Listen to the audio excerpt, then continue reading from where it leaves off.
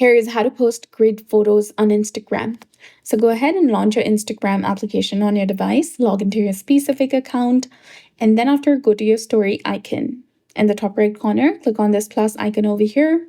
From here, select the camera icon and then choose layout, which is in the left-hand side between boomerang and record. In the layout section, you'll get the option to change grid. Go ahead and select it and select your desired layout, either 2, 3, 4, or 6 pictures. You can then choose images from your gallery or take live pictures directly within the camera. Open your gallery and select the photos that you want to.